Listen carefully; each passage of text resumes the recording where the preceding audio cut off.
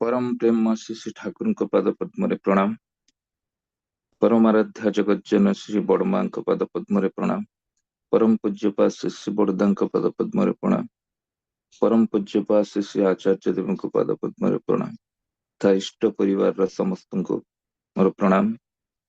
आज सत्संग वरेण्य परिचालक सुभाषदा जोड़ी होइथिबा एई प्रातः सत्संग पूज्य ऋतिगण, पूज्य पांजाप्राप्त कर्मीगण, स्नेहमयी मातृमंडली, गुरु भाई, छोट छोट पिला समस्त उद्देश्य यथायोग्य प्रणाम, प्रीतिपूर्ण राव और जय गुरु।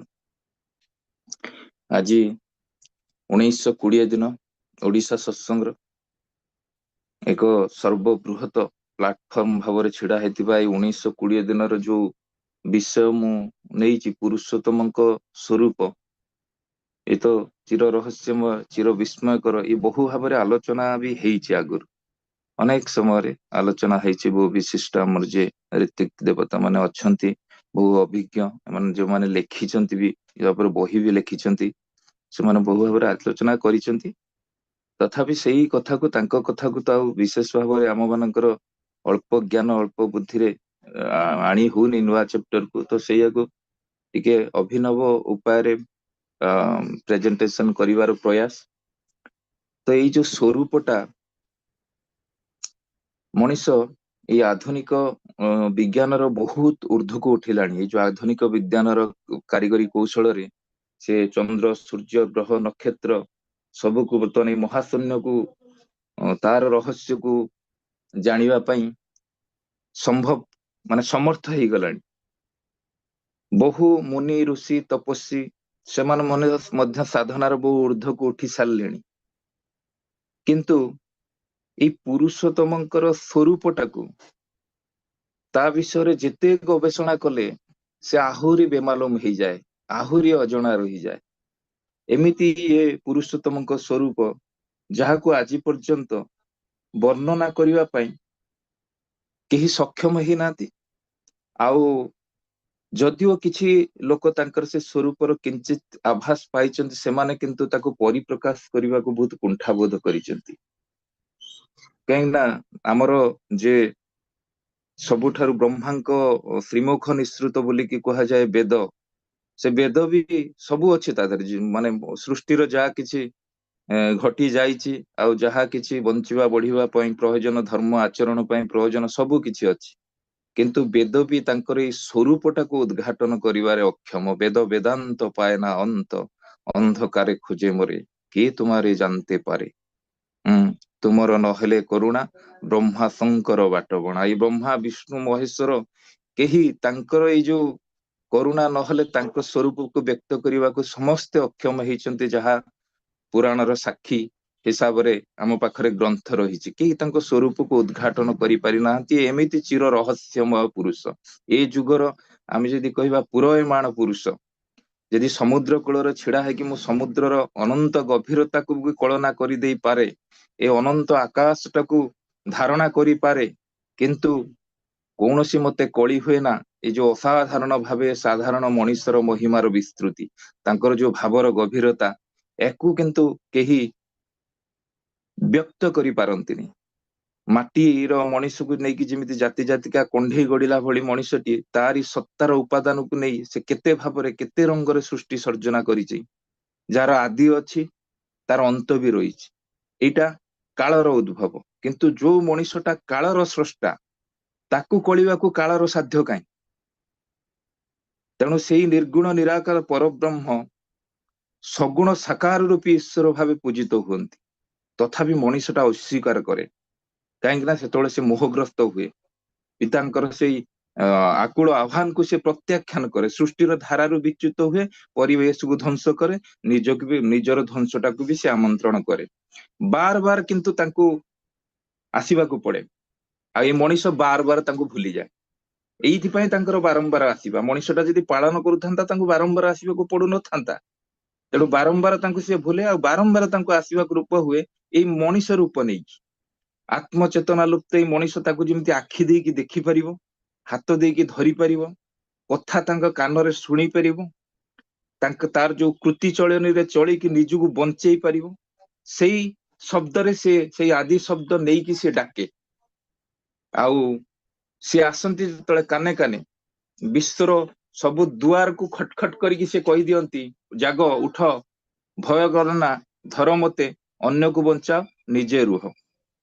ତ ପୃଥିବୀକୁ ବଞ୍ଚେଇବା ପାଇଁ, ତାଙ୍କ ସୃଷ୍ଟିଟାକୁ ବଞ୍ଚେଇବା ପାଇଁ, ପୃଥିବୀର ଯେ ଶ୍ରେଷ୍ଠ ପ୍ରାଣୀ ଏ ମଣିଷକୁ ବଞ୍ଚେଇବା ପାଇଁ କେତେବେଳେ ଆସିଛନ୍ତି ପ୍ରଭୁ ରାମଚନ୍ଦ୍ରଙ୍କ ରୂପରେ, କେତେବେଳେ ଲୀଳା ପୁରୁଷୋତ୍ତମ ଶ୍ରୀକୃଷ୍ଣଙ୍କ ରୂପରେ, କେତେବେଳେ ତଥାଗତ ବୁଦ୍ଧ ହେଇକି, ତ କେତେବେଳେ ଈଶ୍ୱର ପୁତ୍ର ଯୀଶୁ ଖ୍ରୀଷ୍ଟ ହେଇକି, ପୁଣି କେତେବେଳେ ଖୁଦା ରସୁଲ ହେଇକି, ପୁଣି କେତେବେଳେ ପ୍ରେମ ସ୍ୱରୂପ ଶ୍ରୀ ଚୈତନ୍ୟ ହେଇକି, କେବେ ପୁଣି ପରମ ପୁରୁଷ ରାମକୃଷ୍ଣ ହିସାବରେ ବି ତାଙ୍କର ରୂପ। କିନ୍ତୁ ଅଧୁନାତନ ବର୍ତ୍ତମାନର ଯିଏ ଆପୁରୟମାଣ ପୁରୁଷ, ପରମ ପୁରୁଷ ଠାକୁର ଅନୁକୂଳ ଚନ୍ଦ୍ର।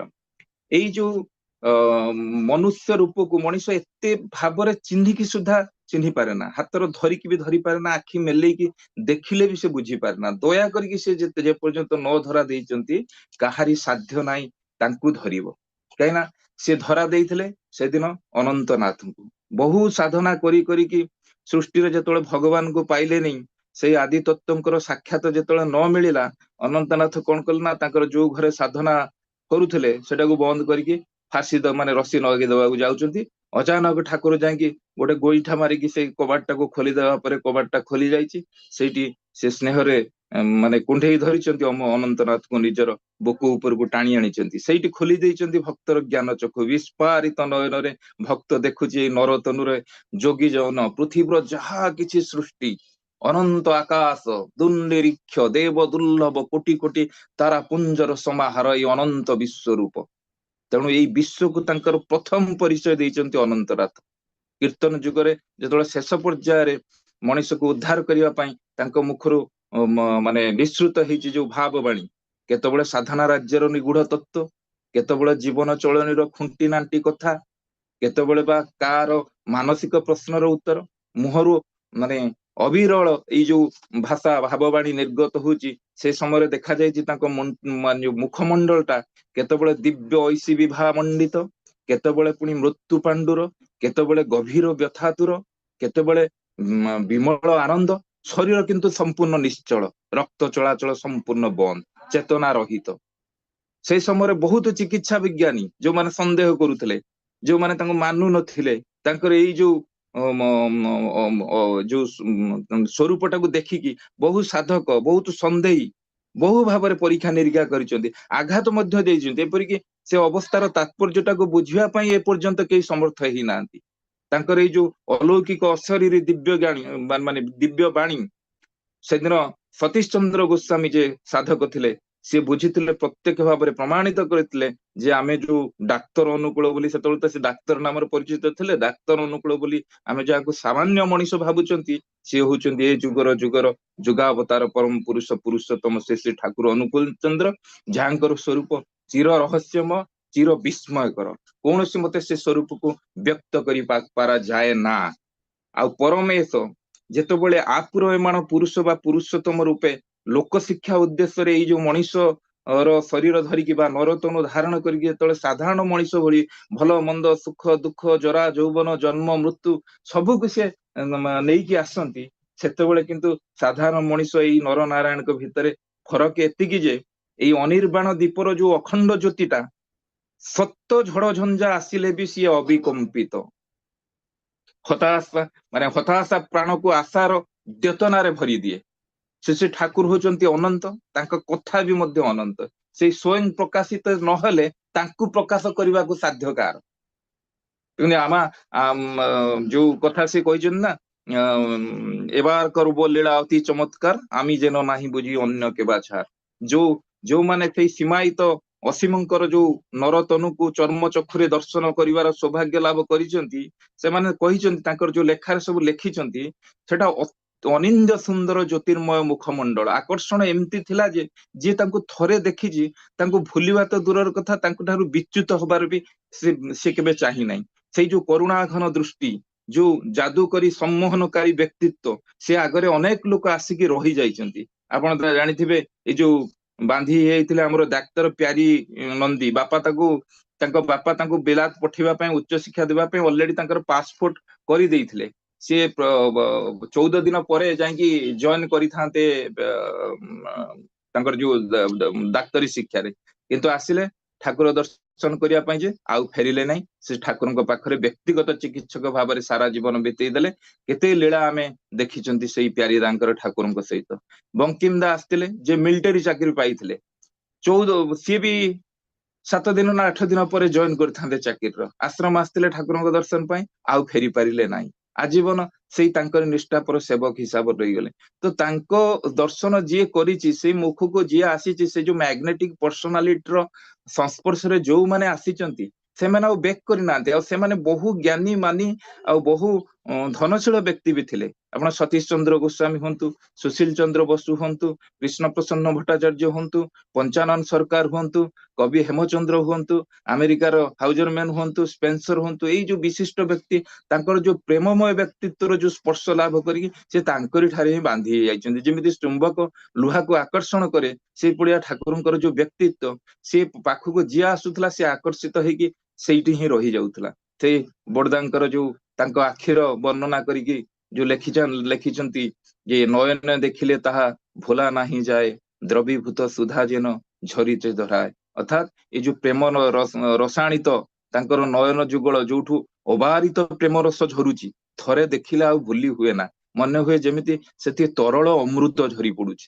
ଦାଦା ଲେଖିଛନ୍ତି, ବିଗତ ଆଚାର୍ଯ୍ୟ ଦେବ, ଏଇ ଯୋଉ ଗୀତ ଆମେ ସମସ୍ତେ ଶୁଣୁଛନ୍ତି ସବୁବେଳେ, ସେଇ ମାନେ ଦିଟା ଆଖିର ଅପରୂପ ସୌନ୍ଦର୍ଯ୍ୟକୁ ବର୍ଣ୍ଣନା କରିକି ଲେଖିଛନ୍ତି, তোমার আখির নীল মনে হয়ে তার গহনেতে ডুব দিলে শেষ হবে সব বেদনার, ওই অপরূপ নয়নে তোমার, ব্যথাহারা নয়নে তোমার, ওখানে সাগর দেখি কখনো আবার মনে হয় বিপুল আকাশ আছে, বুঝি সেটা হয়ে একাকার, আলো ঝরা নয়নে তোমার, ওই ব্যথাহারা নয়নে আমার।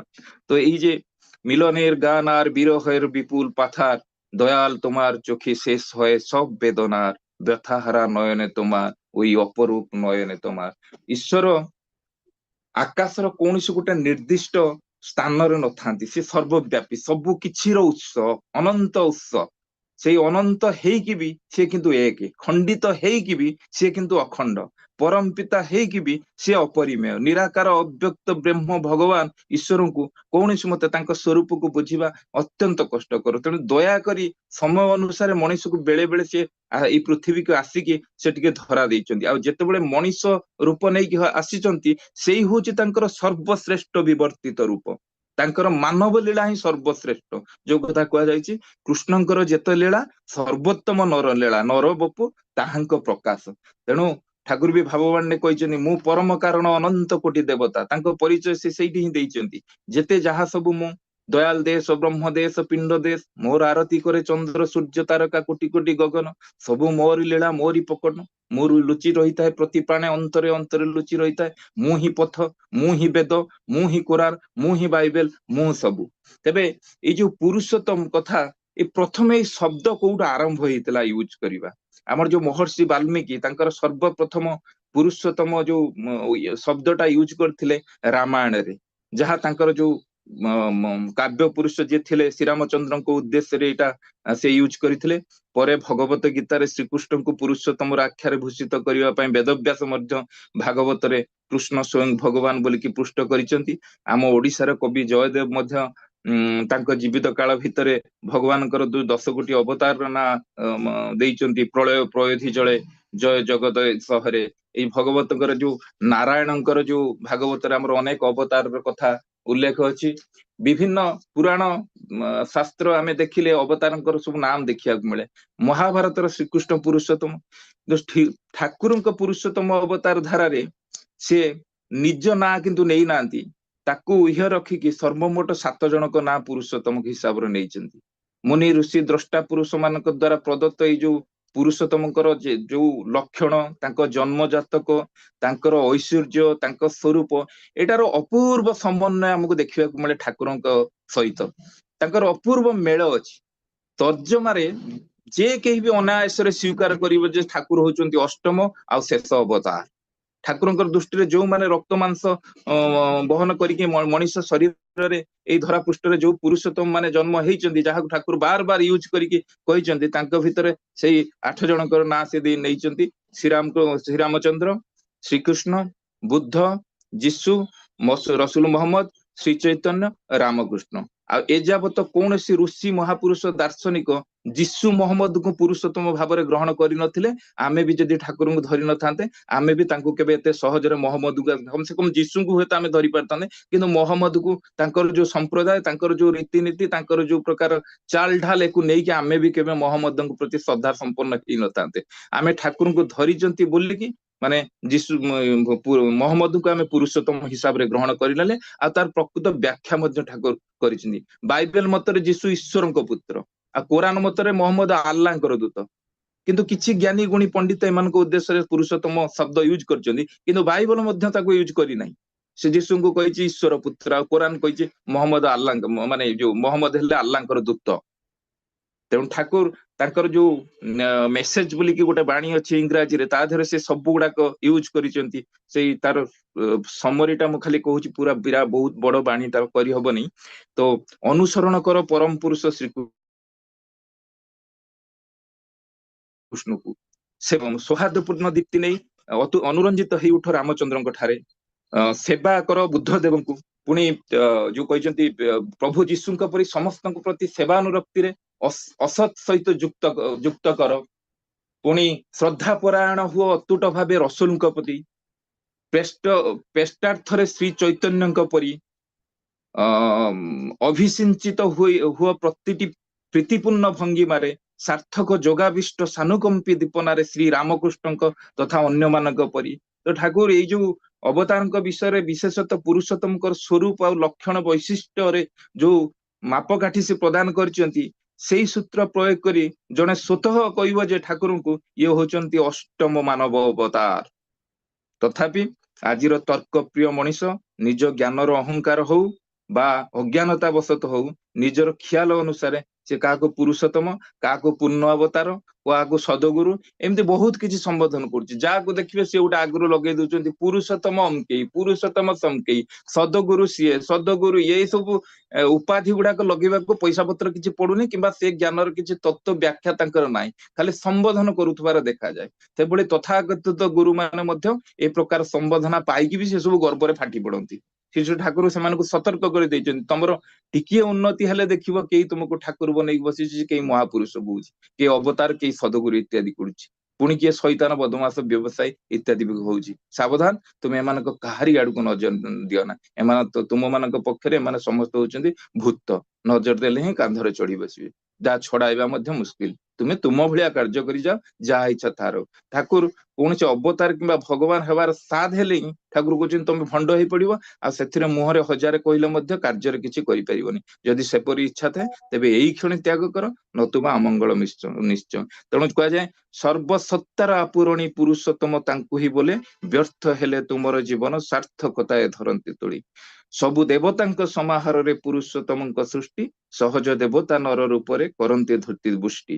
ପୁରୁଷୋତ୍ତମ ଆସନ୍ତି ଯେବେ ସବୁ ଗୁରୁଙ୍କର ସାର୍ଥକତା, ତାଙ୍କୁ ଧରିଲେ ଆସେ ନା ଆଗ ଗୁରୁ ତ୍ୟାଗର ଘୂର୍ଣ୍ଣ କଥା। ତେଣୁ ସିଏ ହଉଛନ୍ତି ତ୍ରିକାଳଜ୍ଞ, ଭୂତ, ଭବିଷ୍ୟତ, ଅତୀତ, ସବୁ କିଛି ତାଙ୍କ ଜ୍ଞାନର ଆୟତ। ତାଙ୍କର ଯୋଉ ତିନିଟା ଅବସ୍ଥା, ଯୋଉ କ୍ଷର, ଅକ୍ଷର ଆଉ କ୍ଷର କ୍ଷରାତୀତ, ଯୋଉ ଚେଞ୍ଜିଂ ଆସ୍ପେକ୍ଟ, ଅନଚେଞ୍ଜିଂ ଆସ୍ପେକ୍ଟ, ଆଉ ଗୋଟେ ହେଲା ଟ୍ରାନ୍ସକେଣ୍ଡିଂ ଆସ୍ପେକ୍ଟ। ଏଇ ଯୋଉ ତିନି ଅବସ୍ଥାଟି, ଲାଷ୍ଟ ଅବସ୍ଥାଟା ହଉଛି ବହୁତ ମାନେ ଗୁରୁତ୍ୱପୂର୍ଣ୍ଣ, ଆଉ ଯୋଉ ବହୁତ କଷ୍ଟକର ମଧ୍ୟ। ଏଇ ବିଶେଷ ଅବସ୍ଥା ଯାହା କେବଳ ପୁରୁଷୋତ୍ତମଙ୍କର କେବଳ ଆୟତାଧୀନ। ତେଣୁ ପୁରୁଷୋତ୍ତମଙ୍କ ଠାରେ ଏଇ ଯୋଉ କଣ୍ଟିନ୍ୟୁଟି ଅଫ କନସିୟସନେସ, ଯୋଉ ଚେତନାର କ୍ରମାଗତିଟା ଦେଖାଏ, ଏଇ ଯୋଉ ସ୍ମୃତିବାହୀ ଚେତନାର, ସେଥିପାଇଁ ସେ ଶ୍ରୀକୃଷ୍ଣ ପୂର୍ବ ଜନ୍ମର କଥା ସ୍ମୃତିରେ ଯୋଉ ଅର୍ଜୁନକୁ ମଧ୍ୟ ସେଇ କଥା କହିଥିଲେ, ବହୁନୀ ମେ ବ୍ୟତୀତାନି ଜନ୍ମାନି ତବ ଚାର୍ଜୁନ, ତନ୍ୟହଂ ବେଦ ସର୍ବାଣୀ ନ ତୁଂ ବେଦତି ପରଂ ତପ। ଅର୍ଜୁନ, ତୋର ମୋର ବହୁତ ଜନ୍ମ ଅତୀତ ହେଇଛି, ମୁଁ ସବୁ ଜାଣେ, କିନ୍ତୁ ତୋର ସେଇଟା ବିସ୍ମୃତ ହେଇଛି। ବାଇବେଲରେ ଯୀଶୁ କଣ କହିଛନ୍ତି, ମୁଁ ଉର୍ଦ୍ଧ୍ୱରୁ ଅବତରିତ, ତୁମେ ମାନେ ନିମ୍ନ ଲୋକରୁ ଆଗତ। I am come from above and you have come from below. ତ ଆମର ଯୋଉ ବେଦବ୍ୟାସ ତାଙ୍କ ଭଗବତ ଗୀତାର ପଞ୍ଚଦଶ ଅଧ୍ୟାୟରେ ପୁରୁଷୋତ୍ତମ ଯୋଗରେ ଶ୍ରୀକୃଷ୍ଣ ଅର୍ଜୁନକୁ ତାଙ୍କର ଯୋଉ ସ୍ପଷ୍ଟ ପରିଚୟ ଦେଇକି କହିଛନ୍ତି ସେ କ୍ଷର ସେ ଅକ୍ଷର। ଏଇ ଯୋଉ ବିଧି ପୁରୁଷ ଠାରୁ ସ୍ୱତନ୍ତ୍ର ପରମାତ୍ମା ନାମରେ ସେ ଖ୍ୟାତ। କ୍ଷର ମାନେ ଯୋଉ ଜିନିଷଟା ପରିବର୍ତ୍ତନୀୟ ଅସ୍ଥାୟୀ, ଅକ୍ଷର ମାନେ ଅପରିବର୍ତ୍ତନୀୟ ନିତ୍ୟ। ଏ ସବୁର ଉର୍ଦ୍ଧ୍ୱରେ ଥାଇକି ମଧ୍ୟ ଈଶ୍ୱର ନିର୍ବିକାର ତିନି ଲୋକରେ ପ୍ରବେଶ କରିକି ସେ ପ୍ରଜା ପାଳନ କରିଛନ୍ତି। ତସ୍ମାତ୍ କ୍ଷରମତୀତଂ କ୍ଷରାଦପି ଚ ଉତ୍ତମ ଅତସ୍ମି ଲୋକ ବେଦେ ଚ ପଥିତ ପୁରୁଷୋତ୍ତମ। ଯେହେତୁ ମୁଁ କ୍ଷରର ଅତୀତ ଅକ୍ଷର ଠାରୁ ଉତ୍ତମ, ସେହେତୁ ମୁଁ ଇହଲୋକ ଆଉ ବେଦରେ ପୁରୁଷୋତ୍ତମ ନାମରେ ବିଦିତ। ତେଣୁ ଏଇ ହଉଛି ପୁରୁଷୋତ୍ତମଙ୍କ ରହସ୍ୟ। ଆଉ ଠାକୁରଙ୍କ ଯୋଉ ଦର୍ଶନରେ ଆମେ ଦେଖନ୍ତି ଈଶ୍ୱର ଯୋଉ ସିଏ ସ୍ୱତଃ ସିଦ୍ଧ, ସିଏ ଅନନ୍ତ, ସିଏ ଅସୀମ, ତାଙ୍କର ଆଦି ନାହିଁ କି ଅନ୍ତ ନାହିଁ। ସେ ସାତତ୍ଵ ସତ୍ତା। ଏଇ ସାତତ୍ଵ ସତ୍ତା ସୃଷ୍ଟିର ଯେତେ ଯାହା କିଛି ଅସ୍ତିତ୍ୱରେ ସେ ବିଦ୍ୟମାନ, ମାନେ ମଣିଷ, ସ୍ଥାବର, ଜଙ୍ଗମ, କୀଟ, ପଶୁଲତା, ଯାହା କିଛି ସୃଷ୍ଟିର ଯାହା ଆମକୁ ଦେଖା ଯାଉଛି ଦୃଶ୍ୟ ଅଦୃଶ୍ୟ ଯାହା କିଛି ଅଛି ସବୁ ଭିତରେ ସେ ବିଦ୍ୟମାନ, ସେ ସତ୍ତାର ଭୂମି। ଠାକୁର କହୁଛନ୍ତି ସେ ସବୁ କିଛି ଭିତରେ ଅଛନ୍ତି ଅସ୍ତିତ୍ୱ ରକ୍ଷଣୀ ସମ୍ବେଗ ରୂପେ। ଏଇଟା ତାଙ୍କର ଦୟା। ପୁଣି ସେ ସବୁ କିଛି ଭିତରେ ଥାନ୍ତି ପ୍ରେମ ଆଉ ଶ୍ରଦ୍ଧା ଆକର୍ଷଣ ରୂପେ। ଆଲୋଚନା ପ୍ରସଙ୍ଗର ଷଷ୍ଠ ଖଣ୍ଡରେ ବାସ୍ତବରେ ଏଇ ଯୋଉ ପ୍ରେରିତ ପୁରୁଷ ଯୋଉମାନେ, ସେମାନେ କେବେ ବି ପ୍ରଚାର ସର୍ବସ୍ୱ ହେଇନଥାନ୍ତି, ନିଜକୁ କେବେ ପ୍ରଚାର କରନ୍ତିନି କିମ୍ବା ଅନ୍ୟ ନିକଟରେ ନିଜର ଯୋଉ ପ୍ରକୃତ ପରିଚୟ ମଧ୍ୟ ସେ ପ୍ରଦାନ କରନ୍ତିନି, ବହୁତ କୁଣ୍ଠାବୋଧ କରିପାରନ୍ତି। ଠାକୁର ଏଇ କ୍ରମରେ ଗୋଟେ ବାଣୀ ଦେଇଛନ୍ତି, ପୃଥିବୀ ଯେମିତି କହିପାରେ ନା ସେ ପୃଥିବୀ, ଆକାଶ ଯେମିତି କହିପାରେ ନା ସେ ଆକାଶ, ଆଲୋକ ଯେମିତି କହିପାରେ ନା ସେ ଆଲୋକ, ସେହିପରି ଭଗବାନ ମଧ୍ୟ କହିପାରନ୍ତି ନାହିଁ ସେ ଭଗବାନ ବୋଲି। ଅନ୍ୟ ପକ୍ଷରେ ସେ ତାଙ୍କୁ ଭଗବାନ କହୁ ବା ଶୈତାନ କହୁ, ତାଙ୍କର ସେଥିରେ କିଛି ଲାଭ ନାହିଁ। ଠାକୁର ଥରେ ଏଇ ଯୋଉ ଆମ ଠାକୁରଙ୍କର ଭାଇ ଖେପୁଦା ତାଙ୍କୁ ଆସିକି ପଚାରୁଛନ୍ତି, ତତେ ଏଇ ଯୋଉ ସମସ୍ତେ କହୁଛନ୍ତି ଈଶ୍ୱର, ଭଗବାନ, ପୁରୁଷୋତ୍ତମ, ତତେ ଏଗୁଡା ଖରାପ ଲାଗୁନି? ଠାକୁର କହିଲେ ସିଏ ଯଦି ମତେ ଶୈତାନ, ଚୋର, ବଦମାସ ବୋଲି କହନ୍ତେ ତାହା ବି ମତେ ଖରାପ ଲାଗିବନି। ତେଣୁ କିଛି ଲୋକ ତାଙ୍କର ବାକ୍ ଚଳନ ଚରିତ୍ରରେ ସ୍ୱତଃ ଉଦ୍ଭାସିତ ହେଇ ଉଠନ୍ତି। କଥାର ଅଛି ଯେ ସୁନା ଚିହ୍ନେ ବଣିଆ, ଗୁଣ ଚିହ୍ନେ ଗୁଣିଆ। ଯିଏ ଚତୁର, ଯିଏ ସଚ୍ଚା ଭକ୍ତ, ଯିଏ ପ୍ରକୃତ ଜ୍ଞାନୀ, ଯିଏ ଜିଜ୍ଞାସୁ, ସେଇଭଳି କିଛି ବିଶେଷ ଭାଗ୍ୟବାନଙ୍କର ଅନୁସନ୍ଧିତ ଚକ୍ଷୁରେ ସେ ଧରା ଦେଇଛନ୍ତି। ପୁଣି ଏଇ ବିଶେଷ ମାନଙ୍କ ମଧ୍ୟରେ ସମୟ ସମୟରେ ଜଣେ ଜଣେ ବିଶେଷର ବିଶେଷ ହେଇକି ଆବିର୍ଭୂତ ହେଇଛନ୍ତି, ଯାହାଙ୍କର ସ୍ୱତନ୍ତ୍ର ପରିଚୟ ତାଙ୍କୁ ପରମ ପୁରୁଷଙ୍କ ଆସନରେ ବା ତାଙ୍କ ନିକଟରେ ବସିକି ପୂଜା ପାଇବାର ଯୋଗ୍ୟ କରିକି ତୁଳେ। ତା ଭିତରୁ ହଉଛନ୍ତି ହନୁମାନ, ନିତ୍ୟାନନ୍ଦ, ବିବେକାନନ୍ଦ, ଆମର ବଡଦା, ଏମାନଙ୍କୁ ଆମେ ନେଇପାରିବା, ଯେ ସେଇ ଅଧିକାରଟା ପାଇଛନ୍ତି ତାଙ୍କ ପାଖରେ ବସିବାର। ଏ ସବୁ ତାଙ୍କ ଇଚ୍ଛାରେ ହିଁ ହେଇଛି। ତଥାପି ସେ କୋଉଠି କିଛି ବିଶେଷ ମୁହୂର୍ତ୍ତ ଆଉ ଅନିବାର୍ଯ୍ୟ କାରଣକୁ ଛାଡିଦେଲେ ସେ ବିଶ୍ୱର ଯେ ସର୍ବମୟ କର୍ତ୍ତା, ଏଇ ଅଧିକାର ସେ କୌଣସି ଜାଗାରେ କହିନାହାନ୍ତି। ବରଂ ଜନସମୁଦାୟକୁ ସେ ସବୁବେଳେ ଏ ଲୋକଙ୍କୁ ଆହ୍ୱାନ ଦେଇକି କହିଛନ୍ତି, ଉଠ ଜାଗ, ଶ୍ରେଷ୍ଠକୁ ବରଣ କର, ମତେ ବରଣ କର, ମତେ ଅନୁସରଣ କର। ଏଇ ବାଣଟା, ଏଇ ଯୋଉ କଥାଟା, ଏଇ ଯୋଉ ଆହ୍ୱାନଟା ତାଙ୍କର କୌଣସି ଧୂଆଁ ବାଣ ନୁହେଁ କିମ୍ବା କୌଣସି ଅର୍ଥହୀନ କଥା ନୁହେଁ, କିମ୍ବା ଏଇ ଯୋଉ ରାଜନେତା ଯେମିତି ଭୋଟ ମାଗୁଛନ୍ତି ସେଇ ଆକର୍ଷଣୀୟ ପ୍ରତିଶ୍ରୁତିର ମାନେ ପ୍ରତିଶ୍ରୁତି ଚାତୁରୀ ତାଙ୍କର ନାହିଁ। ପ୍ରତିଟି ଶବ୍ଦରେ ରହିଛି ସମ୍ଭାବନାର ନିଶ୍ଚିନ୍ତତା, ଦରଦୀ ସମ୍ବେଗ, ପ୍ରୀତି ମୁଖର ଅନୁରଣନ, ମଙ୍ଗଳ ଗହିତ ଆଶୀର୍ବାଦର ଉଚ୍ଛ୍ୱାସ। ଆଉ ତାଙ୍କର ଆତ୍ମବଡିମା ନୁହେଁ ଏଇଟା ତାଙ୍କର ଆତ୍ମକେନ୍ଦ୍ରିକତା ବରଂ ନୁହେଁ, ବରଂ ତାଙ୍କର ଅନୁସରଣ ହିଁ ମଣିଷର ଏକମାତ୍ର ପଥା। ଏକଥା ଠାକୁର ନୁହେଁ, ପୂର୍ବରୁ ଯେତେ ଅବତାର ଆସିଛନ୍ତି ସେ ପ୍ରତ୍ୟେକ ବା ପରୋକ୍ଷ ଭାବରେ ଏଇ କଥା କହିଛନ୍ତି। ଯୋଉ କଥା ଶ୍ରୀକୃଷ୍ଣଙ୍କର ଆହ୍ୱାନ ଥିଲା କଣ ନା, ମନ୍ମନା ଭବ ମଦଭକ୍ତ ମଦଜାଜି ମାଂ ନମସ୍କୁରୁ ମାମେ ବୈଶ୍ୟସୀ ସତ୍ୟତେ ପ୍ରତିଜାନେ ପ୍ରିୟ ସୀମେ। ମୋର ନାମ ସ୍ମରଣ କର, ମୋର ଭଜନ କର, ମୋର ଯାଜନ କର, ମତେ ପ୍ରଣାମ କର, ତୁମେ ମୋର ପ୍ରିୟ ହେଇଥିବା ହେତୁ ମୁଁ ଏହି ସତ୍ୟ ପ୍ରତିଜ୍ଞା କରି କହୁଛି ଯେ ଏହା କଲେ ତମେ ମତେ ପ୍ରାପ୍ତ ହେବ। କୌନ୍ତେୟ ପ୍ରତିଜାନେ ନମେ ଭକ୍ତ ପ୍ରଣିଶତି, ହେ କୌନ୍ତେୟ ମୋ ଭକ୍ତର ମୃତ୍ୟୁ ନାହିଁ। ପରବର୍ତ୍ତୀ ଶ୍ଲୋକରେ କହୁଛନ୍ତି, ସର୍ବଧର୍ମାନ ପରିତ୍ୟଜ୍ୟ ମାମେକଂ ଶରଣଂ ବ୍ରଜ ଅହଂ ତ୍ୱାଂ ସର୍ବ ପାପଭ୍ୟ ମୋକ୍ଷୟିଷ୍ୟାମି ମା ଶୁଚ। ବୌଦ୍ଧ ଧର୍ମରେ ମଧ୍ୟ ସେଇ କଥା କହିଯାଇଛି, ବୁଦ୍ଧଂ ଶରଣଂ ଗଚ୍ଛାମି, ଧର୍ମଂ ଶରଣଂ ଗଚ୍ଛାମି, ବୁଦ୍ଧଂ ଶରଣଂ ଗଚ୍ଛାମି, ଧର୍ମଂ ଶରଣଂ ଗଚ୍ଛାମି, ସଂଘଂ ଶରଣଂ ଗଚ୍ଛାମି। ଯୀଶୁ ମହମ୍ମଦଙ୍କ ମୁଖରୁ ମଧ୍ୟ ସେଇ କଥା ବାହାରିଛି, ମୁଁ ହିଁ ଏକମାତ୍ର ପଥ, ମୁଁ ହିଁ ସତ୍ୟ, ମୁଁ ହିଁ ଆଲୋକ, ମୋ ବିନା ଈଶ୍ୱରଙ୍କ ନିକଟରେ ପହଞ୍ଚିବା ଅସମ୍ଭବ। ତେଣୁ ମୋ ପାଖକୁ ଆସ, ମତେ ଭଲ ପା, ମତେ ଅନୁସରଣ କର, ତାହେଲେ ତୁମେ ପରମ ପିତାଙ୍କ ନିକଟରେ ଯାଇକି ପହଞ୍ଚି ପାରିବ। ଆଉ ମହମ୍ମଦ ମଧ୍ୟ ସେଇ କଥା ଦେଇଛନ୍ତି ଯେ ଏହା ନିଃସନ୍ଦେହ ଯଦି କେହି ମୋ ପ୍ରତି ଆନୁଗତ୍ୟ ସ୍ୱୀକାର କରେ ସେଇ ବାଟ ଦେଇ ସେ ଆଲ୍ଲାହଙ୍କୁ ସ୍ୱୀକାର କରେ ଏବଂ ଆଲ୍ଲାହଙ୍କର ଅନୁଗତ ହୁଏ। ତେଣୁ ଦେଖନ୍ତୁ ସାମଞ୍ଜସ୍ୟ ହିସାବରେ ଦେଖିଲେ ଇଏ ସବୁର ଗୋଟିଏ ଅର୍ଥ, ସବୁର ସମନ୍ୱୟ ହିଁ ଦେଖାଯାଏ ପୁରୁଷୋତ୍ତମ କ୍ଷେତ୍ରରେ। ତେଣୁ ସବୁ ଧର୍ମର ଶ୍ରେଷ୍ଠ ଧର୍ମ ପୁରୁଷୋତ୍ତମଙ୍କ ଆଶ୍ରୟ ନେବା, ସବୁ ପାପର ମୋଚନ ସେଠି, ସେଥିରେ ହବ ସବୁ ଚାହିଁବା। ପୁଣ୍ୟ ପଥିରେ ଠାକୁର କହିଲେ ଦେଖ ରାଧାରାଣୀକୁ ଧର, ମୁଁ ପରମାତ୍ମା, ମୋର ଧାରା ହିଁ ରାଧା, ସ୍ଥୂଳ ଛଡା କଣ ରହିପାରେ, ମୁଁ ଗଲେ ସ୍ଥୂଳ ରହେ ନା, ସ୍ଥୂଳ ମୋର ବିକାଶ, ସୂକ୍ଷ୍ମରେ ମୋର ବାସ, ଯେତେ ତଳକୁ ଆସିବ ସେତେ ଚକ୍ଷୁରେ ଦେଖିପାରିବ। ଓଂ ଶବ୍ଦ ଆଉ କିଛି ନୁହେଁ, ମୁଁ, ଓଂ ଶବ୍ଦ ହିଁ ମୋର। ଯଦି ମତେ ପାଇବାକୁ ଚାହଁ ଭଲ ପାଅ, ସର୍ବଜୀବକୁ ଭଲ ପାଅ, ନାମକୁ ଭଲ ପାଅ, ପ୍ରାଣକୁ ଭଲ ପାଅ, ଜଗତକୁ ଭଲ ପାଅ, ଠିକ ମତେ ପାଇବ। ତମର ଭାବନା କଣ? ସବୁ ହବ, ସବୁ ପାଇବ, ତମେ ଯାହା ଚାହୁଁଛ ତାହା ପାଇବ। ଯିଏ ଥରେ ମୋର ଶରଣ ନେଇଛି ତାର ଆଉ କୌଣସି ଭାବନା ନାହିଁ, ଖାଲି ନାମ କର, ବ୍ରହ୍ମରେ ଲୀନ ହେଇଯିବ ନିଶ୍ଚୟ। ତେଣୁ ତାଙ୍କୁ କୁହାଯାଏ ପ୍ରେରିତ ପୁରୁଷ। ଆଉ ପ୍ରେରିତ ପୁରୁଷ ହଉଛନ୍ତି ଅବ୍ୟକ୍ତ ଈଶ୍ୱରଙ୍କର ବ୍ୟକ୍ତ ମୂର୍ତ୍ତନା। ସେ କୌଣସି ବିଶେଷ ସମ୍ପ୍ରଦାୟ କି ବିଶେଷ ଧର୍ମ ମୂର୍ତ୍ତ ମାନେ ଯୋଉ ଧର୍ମ ମତଟାକୁ ପରିପୂରଣ କରିବାକୁ ଆବିର୍ଭୂତ ହେଇନଥାନ୍ତି। ଆବିର୍ଭାବଟା ସମ୍ପୂର୍ଣ୍ଣ ତାଙ୍କର ଇଚ୍ଛାଧୀନ। ତେଣୁ ଉପଯୁକ୍ତ ପିତା ମାତା ପରିବାର ଦେଶ ସ୍ଥାନ ସମୟ ଇଏ ନିରୂପଣ କରି ହିଁ ସେ ଆବିର୍ଭାବ ହୁଅନ୍ତି। ତାଙ୍କ ଜନ୍ମଟା ଏମିତି ଆକସ୍ମିକ ନୁହେଁ, ପ୍ରପର ପ୍ଲାନିଂ, ପୁରା ପ୍ଲାନିଂ ରେ ହିଁ ସେ ଆସିଥାନ୍ତି। କୋଉ ବାପା ମା, କୋଉ ପରିବେଶ, କୋଉ ଦେଶ, କୋଉ ସ୍ଥାନ କାଳ ପାତ୍ରରେ ସେ ଜନ୍ମ ହେବେ, ପ୍ରକଟ ହୁଅନ୍ତି ସେ ଯୋଉଠାରେ ତାଙ୍କର ପ୍ରକଟ ଉପଯୋଗୀ ଜୈବି ସଂସ୍ଥିତି ସଂସ୍ଥାନ ଲାଭ କରିଥାଏ, ଯୋଉ ଆଦର୍ଶ ବିନାୟକର ବାଣୀ ଅଛି। ତେଣୁ ସେ କହିଛନ୍ତି ଜନ୍ମ କର୍ମଚମେ ଦିବ୍ୟମ, ଲୋକ ସଂଗ୍ରହ ମୂଳ କର୍ମ, ପ୍ରେମ ତାଙ୍କର ପ୍ରଧାନ ମାଧ୍ୟମ, ଯାହା ଦେଖିକି ମଣିଷ ମନରେ ଭ୍ରମ ସୃଷ୍ଟି ହୁଏ, ରହସ୍ୟ ସୃଷ୍ଟି ହୁଏ, ବିସ୍ମୟ ସୃଷ୍ଟି ହୁଏ। କେବଳ କିଛି ଅନିର୍ବାର୍ଯ୍ୟ ପରିସ୍ଥିତିକୁ ବାଦ ଦେଲେ ସେ ନିଜର ପରିଚୟକୁ ସବୁବେଳେ ଗୋପନ ରଖିବାକୁ ଚେଷ୍ଟା କରିଛନ୍ତି। ଶ୍ରୀକୃଷ୍ଣ ମୁଁ ଈଶ୍ୱର ଏକଥା ସ୍ୱୀକାର ପୂର୍ବକ ଅର୍ଜୁନକୁ ନିଜର ବିଶ୍ୱରୂପ ତାକୁ ଦର୍ଶନ କରିବାକୁ ତାଙ୍କୁ ପଡିଥିଲା। କିଛି ଅନିର୍ବାର୍ଯ୍ୟ କାରଣ ବଶତଃ, ଯେହେତୁ ଅର୍ଜୁନ ସେତେବେଳେ ମାନୁନଥିଲା, ସେ ଯଦି ନ ଦେଖେଇଥାନ୍ତେ ସେ ବି ଯୁଦ୍ଧକୁ ଯାଇନଥାନ୍ତା। କିନ୍ତୁ ତାଙ୍କର ଯୋଉ ପ୍ଲାନିଂ, ଯୋଉ ଧର୍ମକୁ ପ୍ରତିଷ୍ଠା କରିବାର ଯୋଉ ପ୍ଲାନିଂ ଥିଲା, ତାହା ବି ସମ୍ଭବ ହେଇନଥାନ୍ତା। ଯୀଶୁ କହିଥିଲେ ମୁଁ ପଥ, ମୁଁ ସତ୍ୟ, ମୁଁ ଆଲୋକ, ମୋ ମାଧ୍ୟମ ବ୍ୟତୀତ କେହି ଈଶ୍ୱର ଦର୍ଶନ କରିପାରିବେ ନାହିଁ ବୋଲିକି ସ୍ୱଚ୍ଛ ଭାବ ମାନେ ସେ ଅତି ସ୍ୱଚ୍ଛ ଭାବରେ ସେ ବ୍ୟକ୍ତ କରିଛନ୍ତି ଏ କଥାଟାକୁ। ଠାକୁର ମଧ୍ୟ ଅନନ୍ତନାଥ କିଶୋରୀ ମୋହନ ଭଳି ଯୋଉ ଅନ୍ତରଙ୍ଗ ବନ୍ଧୁଗଣ ତାଙ୍କ ପାଖରେ ଥିଲେ, ସେଇ ସ୍ୱରୂପଟାକୁ ସେ ତାଙ୍କୁ ଦେଖେଇଛନ୍ତି। ଏହା ସତ୍ତ୍ୱେ ସିଏ ଯେ ଜଣେ ସରଳ ନିର୍ବୋଧ ମଣିଷ ଭଳିଆ ଆଚରଣ କରନ୍ତି, ଏକଥା ତାଙ୍କ ଜୀବନ କାଳ ଭିତରେ ବହୁବାର ଦେଖିବାକୁ ମିଳିଛି।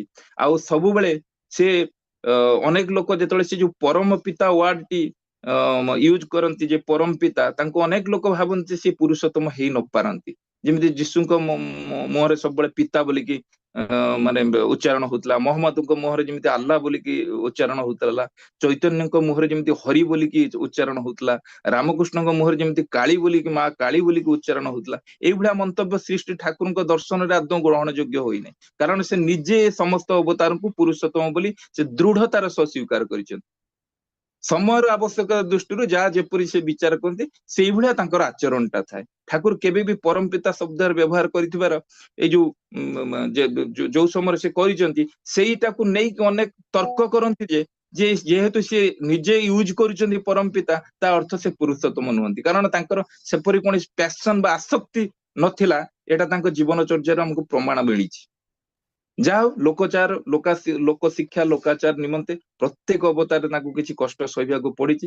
ପୁରୁଷୋତ୍ତମ ଯାଦୁକର ନୁହନ୍ତି, ଯାଦୁ କିମ୍ବା ଅଲୌକିକ ପ୍ରଦର୍ଶନ କରିକି ସେ ମଣିଷ ମନ ଉପରେ ତାଙ୍କର କେବେ ବେଳେ ପ୍ରଭାବ ବିସ୍ତାର କରି ନିଜ ଆଡକୁ ଆକୃଷ୍ଟ କରିବା ସେ କିଛି ଦେଖି ନାହାନ୍ତି। ଭେଳିକି ବାଜି ଦେଖେଇବା, ଭବିଷ୍ୟତ ବକ୍ତା ହେଇକି କିଛି ଭବିଷ୍ୟତ କଥା କହିବା, ଏଇ ସବୁର ଆଦୌ ସେ ବିଶ୍ୱାସ ବି କରୁନଥିଲେ। ଠାକୁର କହିଲେ ସାଲା ମିରାକଲ ଦେଖିଲେ ମତେ ମାନେ ଭୟ ଲାଗେ। ତେଣୁ ଏଇ ସବୁ ଭାଗବତ ଜୀବନର ଲକ୍ଷଣ ହିଁ ନୁହେଁ। କିନ୍ତୁ ତାଙ୍କର ଯୋଉ ମଧୁଝରା ସମ୍ଭାଷଣ, ପ୍ରୀତିମୁଖର ବ୍ୟକ୍ତିତ୍ୱ, ଅନିନ୍ଦ ସୁନ୍ଦର ଚେହେରା, ଏସବୁ ଦେଖିଲେ କେହି ଯେ ତାଙ୍କ ପ୍ରତି ମାନେ ଆକୃଷ୍ଟ ହେଇଯିବ ସେଟା ସ୍ୱାଭାବିକ। ତେଣୁ ଆଉ ତାଙ୍କ ଠାରେ ଯୋଉ ତିନିଟା ବଡ ଲକ୍ଷଣ ଦେଖାଯାଏ, ଯାହାକୁ ଆମେ ବହୁବାର ଆଲୋଚନା କରନ୍ତି, ସେ ତିନିଟା ଲକ୍ଷଣ ହେଲା ୱାଇଜଲି ଫୁଲିଶ, ଗର୍ଜିୟସଲି ସିମ୍ପଲ, ଆବନର୍ମାଲି ନର୍ମାଲ। ପ୍ରଥମତଃ ୱାଇଜଲି ଫୁଲିଶ, ଅର୍ଥାତ ଚତୁର ବୋକା। ମହାପ୍ରାଜ୍ଞ ହେଇ ମଧ୍ୟ ସେ ସଂସାରର ନିର୍ବୋଧ ମଣିଷଟିଏ ଭଳି ରହିଥାନ୍ତି। ଜ୍ଞାନର ଗରିମା ଦେଖେଇକି କିମ୍ବା ତର୍କରେ ହରେଇକି ନିଜର ବଡିମା ଦେଖେଇବାକୁ ସେ କେବେ ଚାହିଁ ନାହାନ୍ତି। ତେବେ ଶ୍ରଦ୍ଧା ଭକ୍ତି ଅନୁରାଗ ଅନୁସନ୍ଧିତା ନେଇକି ଯିଏ ବି ତାଙ୍କ ପାଖକୁ ଆସିଛି ସେ ତାଙ୍କ ନିକଟରେ ତାଙ୍କର ସେ ସ୍ୱରୂପଟାକୁ ପ୍ରକଟ କରିବାରେ କାର୍ପଣ୍ୟ କେବେ ଦେଖେଇ ନାହାନ୍ତି। ଦ୍ୱିତୀୟ ହେଲା ଯୋଉ ଗର୍ଜିୟସଲି ସିମ୍ପଲ, ଆଡମ୍ବର ପୂର୍ଣ୍ଣ ସରଳ, ମାନ ଜ୍ଞାନ ରୂପ ଐଶ୍ୱର୍ଯ୍ୟରେ ଭରପୁର ଥାଇକି ମଧ୍ୟ ତାଙ୍କର ଯୋଉ ଚଳନ ଚରିତ୍ରଟା ଏତେ ମାନେ ନିରାଡମ୍ବର ଶୂନ୍ୟ ଥିଲା। ଏଇ ସାଧାରଣ ସରଳ ସହଜ ନିର୍ବୋଧ ସଦୃଶ ଆଚାର ଆଚରଣ, ଏତେ ବଡ ମାନେ ଯେତେବେଳେ ଲୋକ ଆସିକି ଦେଖୁଥିଲେ ଇଏ କେମିତି ପୁରୁଷୋତ୍ତମ ହେଇପାରନ୍ତି, ଏତେ ସିମ୍ପଲ, ଏତେ ସାଧାରଣ ଥିଲା। ଏତେ ବଡ ମହାମହିମ ଅନନ୍ୟ ସାଧାରଣ ବ୍ୟକ୍ତିତ୍ବ ମଧ୍ୟ ତାଙ୍କ ହୃଦୟ ସାଧାରଣ ଜୀବଟିଏ ପାଇଁ ବ୍ୟଥିତ ହେଇଯାଏ, ବିଗଳିତ ହେଇଯାଏ। ଥରେ ଗୋଟେ ଗଛରୁ ଯୋଉ ଡାଳଟା କଟା ହେଇଯାଇଛି, କାଳେ ଠାକୁର ଶୁଣିଲେ ସେ ଭାବିବେ ଯେ ଗଛରୁ ଡାଳ କଟା ହେଇଯାଇକି ଆଉ ବ୍ୟତିବ୍ୟସ୍ତ ହେଇଯିବେ, ତାଙ୍କ ପାଖରେ କେହି କହୁନଥାନ୍ତି ସେତେବେଳେ ଯାଇ। ତାପରେ ଠାକୁର ଯେତେବେଳେ ଜାଣିଲେ ସେ ଆଉ ବ୍ୟତିବ୍ୟସ୍ତ ଏମିତି ହେଲେ ଯେ ସେ ଡାଳକୁ ଲାଷ୍ଟ ବେଳକୁ ବନ୍ଧା ଯାଇକି ତାକୁ ମାନେ ଯେମିତି ଫ୍ରାକ୍ଚର କୁ ବାନ୍ଧିକି ଇଏ କରନ୍ତି ସେଇଭଳିଆ ତାକୁ ବାନ୍ଧିକି ରଖାଗଲା। ତାପରେ ଠାକୁର ଯାଇକି ଟିକେ ଶାନ୍ତ ହେଲେ। ତ ଯେ କୌଣସି ମଣିଷ ମୁକ୍ତି ଭାବନା ନେଇକି ପ୍ରଶ୍ନ କରିବା, ଦୁଃଖ ଜଣେଇବା, ଆଶା ଆକାଂକ୍ଷାର ନିବେଦନ କରିବା, ଆବେଦନ ବ୍ୟକ୍ତ କରିବାର ମାନେ ତାଙ୍କ ପାଖରେ କୌଣସି ବାଧା ନଥାଏ କି କୌଣସି ସଂକୋଚ ବି ନଥାଏ। ଆଉ ପୁରୁଷୋତ୍ତମଙ୍କର ଆଉ ଗୋଟେ ଗୁଣ ହେଲା କଣ, ଆବନର୍ମାଲି ନର୍ମାଲ, ସାଧାରଣ ଭାବେ ଅସାଧାରଣ, ଅସାଧାରଣ ଭାବେ ସାଧାରଣ। ଏଟା ହଉଛି ପୁରୁଷୋତ୍ତମଙ୍କ ଠାରେ ପରସ୍ପର ବିପରୀତ ଦୁଇଟି ତତ୍ଵର ଯୋଉ ସାର୍ଥକ ସମନ୍ୱୟ ଦେଖା ହଉଛି। ମଣିଷ ସ୍ୱଭାବତଃ ଅସ୍ୱାଭାବିକ, ପ୍ରବୃତ୍ତି ମୁଖୀନତା ହଉଛି ତାର ଏଇଟା ହଉଛି ପରମ କାରଣ। ପ୍ରବୃତ୍ତି ପୂରଣର ନିଶା ତାକୁ ଏତେ ମାତ୍ରାରେ ଘାରିଥାଏ ଯେ ସେ ସ୍ୱାଭାବିକ ସ୍ତରରେ ସେ ମଣିଷଟାକୁ ରଖେଇଦବ ନାହିଁ। ବେଳେ ବେଳେ ମଣିଷ ତାର ସୀମା ହିଁ ଅତିକ୍ରମ କରିଥାଏ, କିନ୍ତୁ ପୁରୁଷୋତ୍ତମ କ୍ଷେତ୍ରରେ ଏଇଟା ଆଦୌ ଦେଖାଯାଏ ନା। ଜାଗତିକ ପରିବେଶରେ ଥାଇକି ମଧ୍ୟ ଜାଗତିକ ଆକର୍ଷଣ ତାଙ୍କୁ କେବେ ପ୍ରଲୁବ୍ଧ କରେ ନାହିଁ। ସେ ସବୁବେଳେ ନିରପେକ୍ଷ, ସର୍ବନିରପେକ୍ଷ ଯୋଉଟା କହନ୍ତି, ସେ ହିଁ ଆବସୋଲ୍ୟୁଟ। ଆବସୋଲ୍ୟୁଟ ଯୋଉ କଥା କହନ୍ତି ସର୍ବନିରପେକ୍ଷ, ଠାକୁରଙ୍କ ସମ୍ପୂର୍ଣ୍ଣ ଜୀବନ ଏମିତି ଥିଲା। ଆଉ ତାଙ୍କର ଯେ ଲୀଳା ସଙ୍ଗୀ ଯୋଉମାନେ ଅଛନ୍ତି, ଯୋଉମାନେ ଜୀବନୀ ଲେଖିଛନ୍ତି, ସେମାନେ ଦାମ୍ଭିକତାର ସହିତ ଲେଖି ଦେଇଛନ୍ତି, ସ୍ୱୀକାର କରିଛନ୍ତି ପୁରୁଷୋତ୍ତମ। ତେବେ ଏଇ ଯୋଉ କିଛି ସ୍ୱରୂପ, ତାଙ୍କର ଯୋଉ ଲକ୍ଷଣ, ତାଙ୍କର ବୈଶିଷ୍ଟ୍ୟ, ଏହା ବିଷୟରେ କିଛି ଆମେ ଦେଖିବା। ତାଙ୍କର ପ୍ରଥମ ବୈଶିଷ୍ଟ୍ୟ ହେଲା ସେ ବୈଶିଷ୍ଟ୍ୟ ପାଳି ଆପୁରୟମାଣ। ଦ୍ୱିତୀୟରେ ହେଲା ସିଏ ଦ୍ରଷ୍ଟା ପୁରୁଷ, କାଳକୁ ଅତିକ୍ରମ କରିକି ଦେଖି ପାରନ୍ତି। ତୃତୀୟରେ ଆଚାର୍ଯ୍ୟ, ଆଚରଣ ସିଦ୍ଧ। ଆମେ ଯୋଉ ବୈଷ୍ଣବ ଶାସ୍ତ୍ରର କଥା ଅଛି, ଆପଣେ ଆଚରି ଧର୍ମ ଜୀବେରେ ଶିଖାଏ। ପୁଣି ଆଦର୍ଶ ପୁରୁଷ। ପୁଣି ହେଲା ଅନ୍ତର୍ଯାମୀ, କେବଳ ମନର କଥା ଜାଣିବା ବା ଭବିଷ୍ୟତ ବକ୍ତା ସେ ନୁହନ୍ତି, ସେ ପ୍ରତ୍ୟେକଙ୍କ ଅନ୍ତରରେ ମାନେ ଗମନ କରନ୍ତି। ସେ ଗମନ କରିକି ତାର ସମସ୍ୟାର ସମାଧାନ ଟା ଦିଅନ୍ତି। ତାପରେ ହେଲା ଧର୍ମ ସଂସ୍ଥାପକ, ସମୟ ପରିପ୍ରେକ୍ଷୀ ଯେମିତି କର୍ତ୍ତବ୍ୟ ଯେଭଳିଆ କର୍ମ ଅପରିହାର୍ଯ୍ୟ ସେ ସେଇଭଳିଆ କରନ୍ତି, ଆଉ ସେଇଭଳିଆ ଶିକ୍ଷା ବି ଦିଅନ୍ତି। ଅଧର୍ମ ଯାହା ସେଟାକୁ ସେ ନିରସନ କରନ୍ତି। ତାପରେ ହେଲା ପୂର୍ବ ପୁରୟମାଣ, ପୂର୍ବର ଯେତେ ଅବତାର ଗୁରୁ ଆସିଛନ୍ତି ତାଙ୍କର ଦର୍ଶନ, ତାଙ୍କ ଭାବଧାରାକୁ ସେ ପୁନର୍ଜୀବିତ କରିଛନ୍ତି।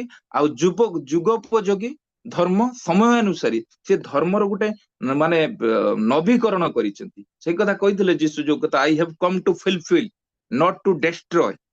ମୁଁ କିଛି କି ଭାଙ୍ଗି ଦେବାକୁ ଆସିନି, ମୁଁ ଫୁଲଫିଲ୍ କରିବାକୁ ଆସିଛି। ଠାକୁର ବି ସେଇ କଥା କହିଛନ୍ତି, ଜଗତର ପୂର୍ବ ଗୁରୁ ମାନଙ୍କ ପ୍ରତି ଶ୍ରଦ୍ଧା ସମ୍ପନ୍ନ ହୁଅ, କିନ୍ତୁ ଗ୍ରହଣ କରିବା କଥା କହିନାହାନ୍ତି କୋଉଠି। ତୁମର ଜୀବନ୍ତ ବା ମୂର୍ତ୍ତ ଗୁରୁଙ୍କ ପରି ଆଟାଚ ହୁଅ, ଏଇ କଥା କହିଛନ୍ତି ତା ପରବାଣୀରେ।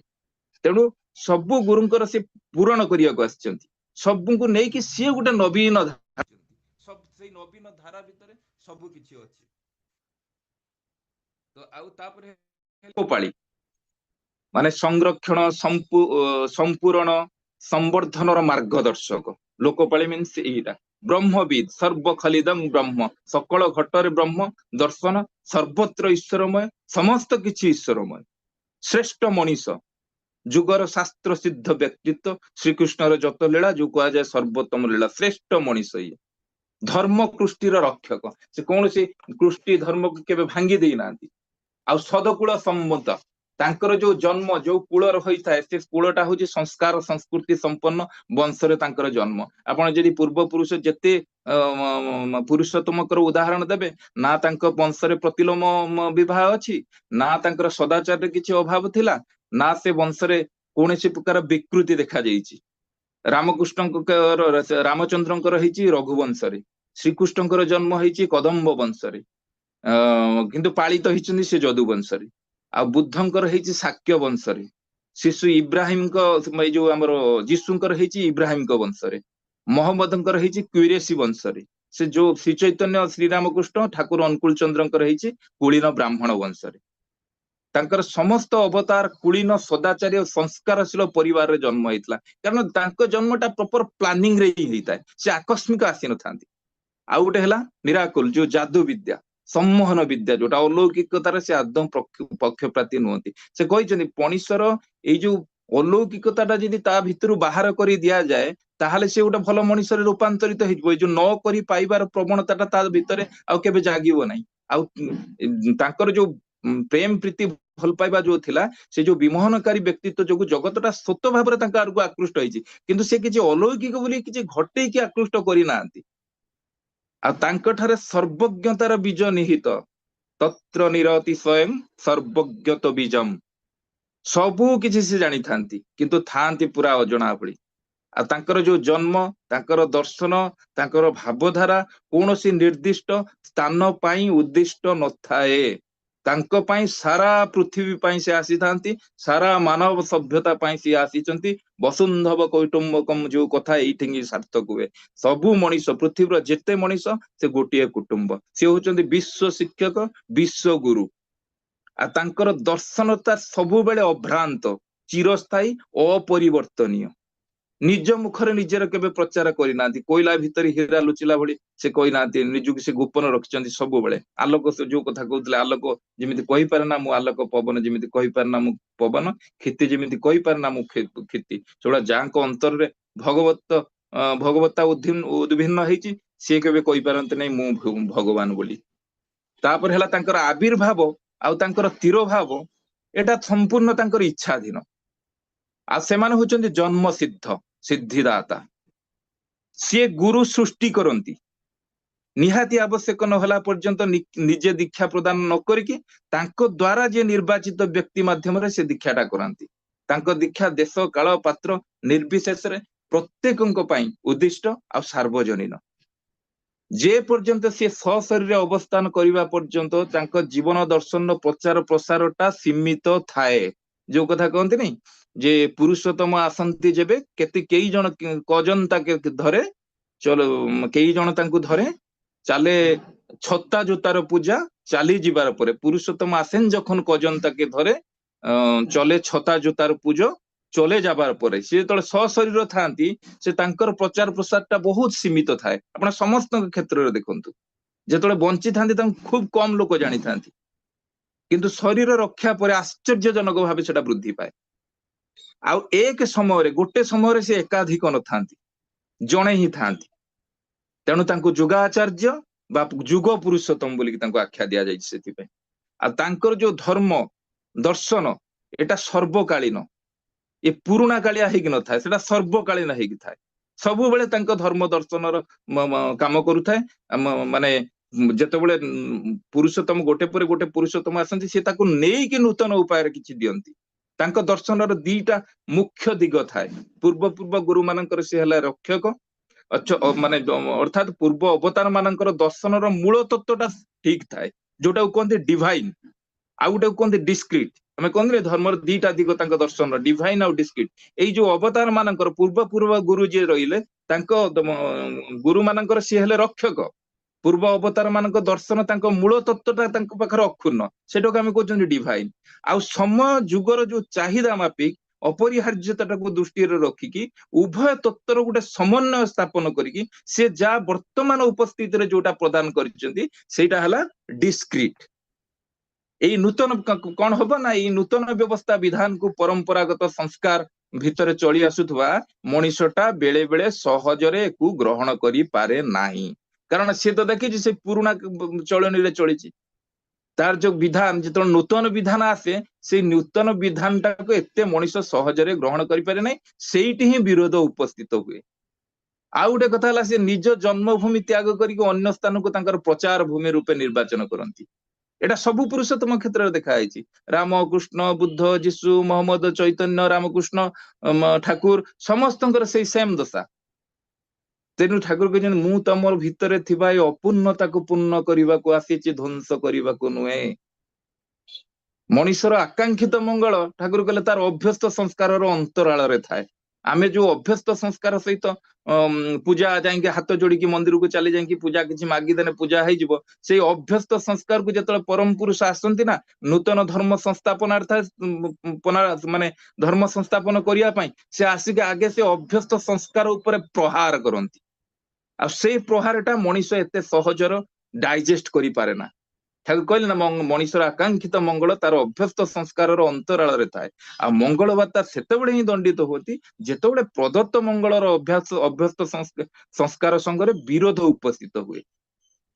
ତାର ବିରୋଧ ଏଠି ଉପସ୍ଥିତ ହେଲା, ପ୍ରାୟ ଯୁଗେ ଯୁଗେ ଏଇ କଥା ଦେଖା ହେଇଛି, ଏତେ ସହଜରେ ତାଙ୍କୁ କେହି ମାନି ପାରିନି ମଣିଷ। ଆଉ ପୁରୁଷୋତ୍ତମଙ୍କ ଠାରେ ଗୋଟେ ସମୟରେ ପରସ୍ପର ବିରୋଧୀ ଦିଟା ଗୁଣର ସମନ୍ୱୟ ଦେଖିବାକୁ ମିଳେ। ସିଏ ଅନ୍ତର୍ଯାମୀ, ସିଏ ସର୍ବଜ୍ଞ, କିନ୍ତୁ ତାଙ୍କ ଚାଲିଚଳନ କଥାବାର୍ତ୍ତା ହାବ ଭାବ ଗୋଟେ ମୂର୍ଖ ଅନଭିଜ୍ଞ ସାଧାରଣ ଲୋକ ଭଳିଆ ଲାଗେ। ବହୁତ ଲୋକ ଯାଇଛନ୍ତି ସେ ବି ମୂର୍ଖ ଅନଭିଜ୍ଞ ଭଳିଆ ଭାବନ୍ତି। ଯେ ମୁହୂର୍ତ୍ତେ ଅଜ୍ଞାନ ଯେ ମୁହୂର୍ତ୍ତେ ଅଜ୍ଞାନ ସିଏ, ସେ ମୁହୂର୍ତ୍ତେ জ্ঞানী, যে মুহূর্তে অজ্ঞান তিনি সেই মুহূর্তে জ্ঞান প্রবীণ, জ্ঞান বিজ্ঞানের পারেও থেকে পরম পুরুষ চির নবীন। ଯୋଉଟା যে মুহূর্তে অজ্ঞাନ ସିଏ ସେଇ ମୁହୂର୍ତ୍ତେ ଜ୍ଞାନ ପ୍ରବଣ, ଜ୍ଞାନ ଜ୍ଞାନର ପାରେ ଥାଇ ପରମ ପିତା ଚିର ନବୀନ। ତାଙ୍କୁ କୁହାଯାଏ ନିତ୍ୟ ନୂତନ ପୁରୁଷ। ଭିନ୍ନ ଭିନ୍ନ ଅବତାର, ଭିନ୍ନ ଭିନ୍ନ ପ୍ରକାରରେ ସେ ପରିଚିତ ହେଇଛନ୍ତି। ରାମଚନ୍ଦ୍ରଙ୍କୁ କୁହାହେଲା କଣ ନା ମର୍ଯ୍ୟାଦା ପୁରୁଷୋତ୍ତମ, ଶ୍ରୀକୃଷ୍ଣଙ୍କୁ କୁହାହେଲା ଲୀଳା ପୁରୁଷୋତ୍ତମ, ବୁଦ୍ଧଙ୍କୁ କୁହାଗଲା ତଥାଗତ, ଯୀଶୁଙ୍କୁ କୁହାଗଲା ଈଶ୍ୱର ପୁତ୍ର ବୋଲି କୁହାଗଲା, ମହମ୍ମଦଙ୍କୁ କୁହାଗଲା ନବୀ, ଈଶ୍ୱରଙ୍କ ଦୂତ ଯୋଉଟା, ଚୈତନ୍ୟଙ୍କୁ କୀର୍ତ୍ତନ ଅବତାର। ଏମିତି ଭିନ୍ନ ଭିନ୍ନ ଅବତାର ଭିନ୍ନ ଭିନ୍ନ ପ୍ରକାରରେ ସେ ପରିଚିତ ହେଇଥାନ୍ତି।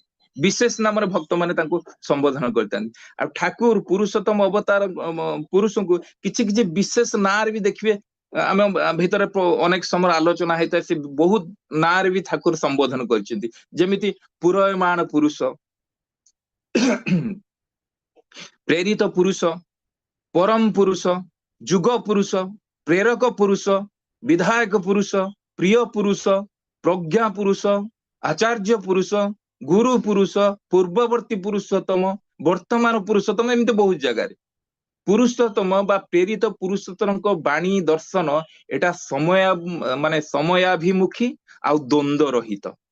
ଈଶ୍ୱର ପ୍ରାପ୍ତିର କୌଶଳ ସେମାନଙ୍କ ପାଖରେ ସର୍ବଦା ସହଜ, ସରଳ ଆଉ ଶ୍ରେୟ ପରିପୂରଣୀ। ତତ୍ବାର୍ତ୍ତିକ ପୁରୟମାଣ ଯୁଗ ପୁରୁଷୋତ୍ତମ ହିଁ ଈଶ୍ୱରଙ୍କର ଜୀବନ୍ତ ବେଦୀ। ପୁଣି ଯେତେବେଳେ ତାଙ୍କର ଆବିର୍ଭାବ ହୁଏ ସେ ହିଁ ସେତେବେଳେ ବିଶ୍ୱଗୁରୁ, ଏକକ, ଅଦ୍ୱିତୀୟ, ଅତୁଲ୍ୟ। ଧୃତି ବିଧାୟନାର ବାଣୀ। ପୁରୁଷୋତ୍ତମ ଅନ୍ତର୍ଯାମୀ, ତାଙ୍କର ବୋଧ ଦୀପନାରେ ଅଛି ସର୍ବଜ୍ଞତ ବୀଜ।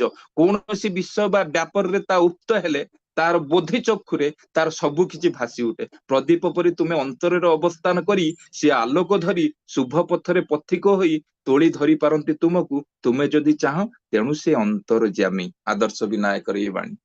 ତେଣୁ ମଣିଷ ଭଗବାନଙ୍କ ଉପାସନା ହିଁ ଆମର ହଉଛି ଶ୍ରେଷ୍ଠ ଉପାସନା। କାରଣ ମଣିଷ ରୂପରେ ସେ ତାଙ୍କର ସମଗ୍ର ଐଶ୍ୱର୍ଯ୍ୟ ପ୍ରଦାନ କରିବାରେ ସକ୍ଷମ ହେଇଥାନ୍ତି। ତାଙ୍କ ପୂର୍ଣ୍ଣ ଅବତାର ଗ୍ରହଣ କରିବା ସମ୍ଭବ ହେଇଥାଏ। ଭଗବାନଙ୍କର ମୀନ, କଶ୍ୟପ, ଶୁକର ଆଦି ଯୋଉ ଅବତାର ନେବା ସମୟରେ ସେତେବେଳେ ଆବଶ୍ୟକତା ମଣିଷର ନଥିଲା, କିନ୍ତୁ ତାଙ୍କର ମାନବ ଅବତାର ହଉଛି ତାଙ୍କର ଶ୍ରେଷ୍ଠ ଅବତାର। କାହିଁକିନା ସେଇ ଯୋଉ ମତ୍ସ୍ୟ, କୃମ, ବରାହ ଯେତେ ବି ଅବତାର ନେଇଥିଲେ ସେତେବେଳେ ଜୀବସତ୍ତା, ଜୀବନ ସହିତ ତାର କିଛି ପ୍ରୟୋଜନତା ନଥିଲା ବା ଖୁବ ପ୍ରୟୋଜନ ଥିଲା।